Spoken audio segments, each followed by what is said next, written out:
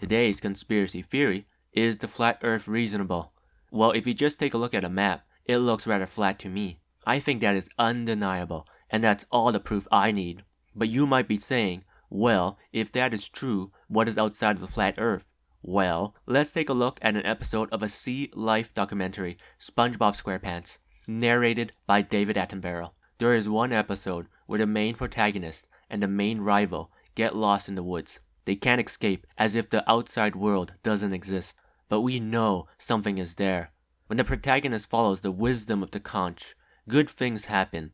This is the same case here. When people donate to my Gmail, Patreon, Venmo, Cash App, and Pornhub account, believe me, great things will happen to you. Believe me. So there is a world out there that affects us, but we are unable to reach it. Another analogy would be from the documentary Attack on Titan. You think that island is the entire world, when in reality, there is a gigantic world out there. Now that world may be round, it could be, but Earth as we know it is flat. But I needed more evidence. So I traveled to the country best known for flat Earth theory. I traveled to the Philippines. I flew on Aeromexico and played on my iPhone, made in China, using satellite internet. Science is great. When I landed, I had no trouble asking for directions, as I spoke the local language Spanish. However, when I arrived to what I believed to be the annual Flat Earth Convention, I was directed by the good hombre to a beach resort with many Americans and young, flat-chested Filipino ladies. Maybe this is the right place, maybe. So I invited 2 young Filipino ladies to my room. One, I believe, used to be a man. And we discussed flat earth theory all night long. Of course, the size of my genitalia was extending during this thorough conversation. I'm not sure why. Must be genetic.